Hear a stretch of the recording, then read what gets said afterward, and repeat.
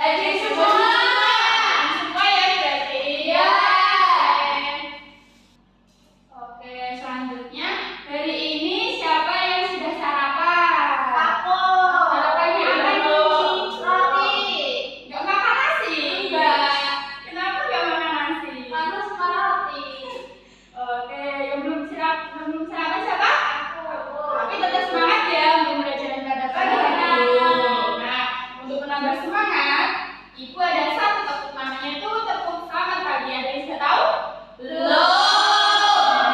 Contohin ya, nanti kalau Ibu bilang tepuk selamat pagi, nanti jawabnya pagi, pagi, pagi, luar biasa. Gitu ya? Ya. Sudah paham? Paham. Oke, coba ya. Selamat pagi semuanya. Pagi, pagi, pagi, luar biasa. Oke, selanjutnya ada yang tahu kita hari ini mau belajar tentang apa? Gaya. Gaya apa? Geser. Betul sekali. Langsung saja ya. Sebelum kita masuk ke pembelajaran, ada yang tahu ini gambar apa? Kotak. Kotanya diapain? Didorong. Berarti kalau ada gambar orang mendorong kotak, itu akan menimbulkan gaya geser.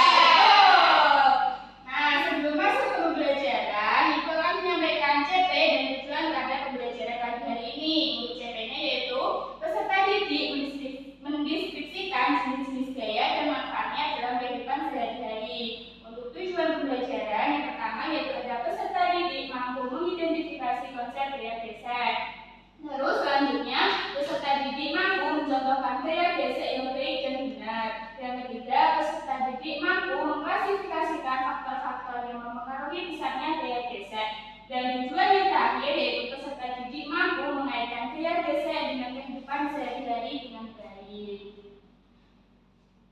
Materi yang pertama yaitu ada pengertian gaya geser. Ada yang tahu nggak pengertian gaya geser itu apa? Gaya geser.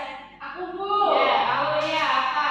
Gaya geser itu kalau benda yang saling digeserkan. Oke, benar. Jadi gaya geser itu merupakan sebuah gaya yang timbul akibat adanya dua permukaan yang saling bersentuhan atau bersinggungan.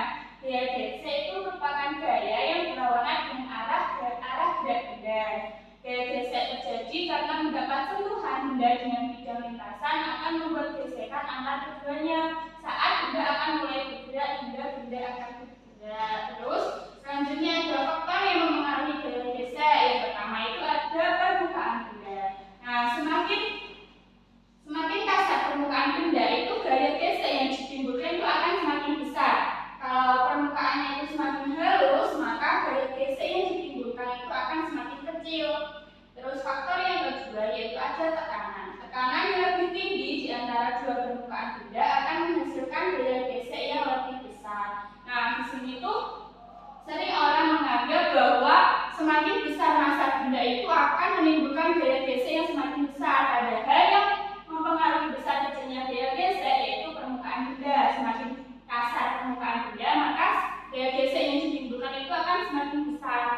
Namun jika permukaannya halus, maka gaya geser yang ditimbulkan itu akan semakin kecil. Selanjutnya yaitu ada manfaat gaya geser. Yang pertama yaitu memungkinkan kita berjalan tanpa tergelincir. Yang kedua, membuat suatu benda yang bergerak bisa berhenti. Terus menahan benda supaya tidak bergeser, menghangatkan tubuh. Terus membuat api. Kita bisa membuat api dari gesekan dua buah atau gesekan dari batang korek api.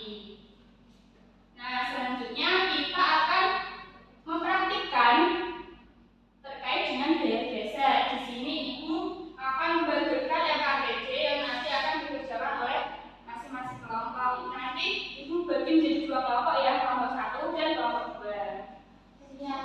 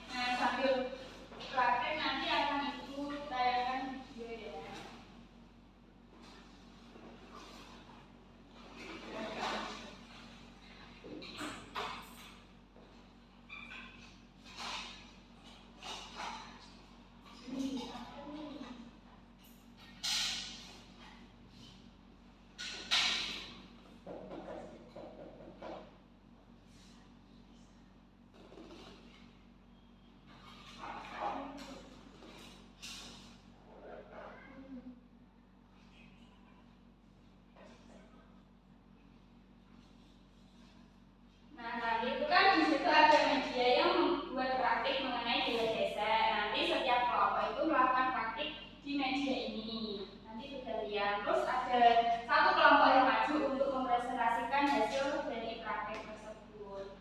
Nah, alat yang perlu disiapkan yaitu yang pertama ada alat tulis. Sudah bawa alat tulis belum?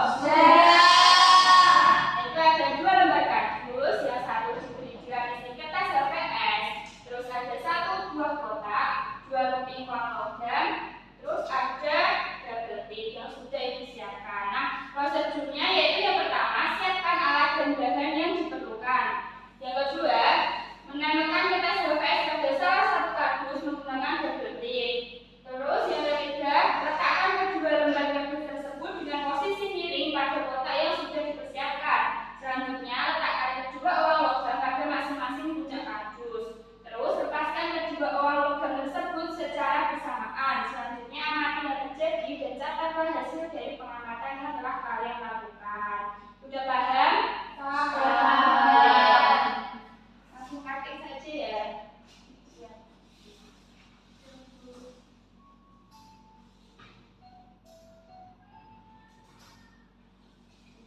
Muncul karena ada 2 permukaan yang saling bersentuhan.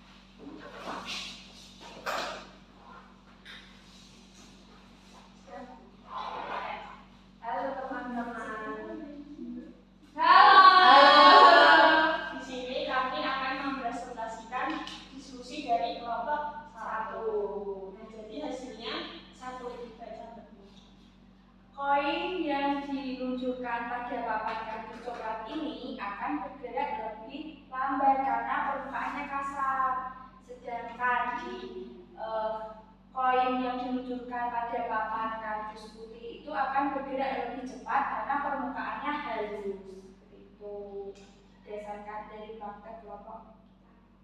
Dan kesimpulannya, permukaan yang halus gaya geseknya itu akan semakin kecil, sedangkan permukaan yang kasar gaya geseknya akan semakin besar. Gitu, sudah. Tepuk tangan.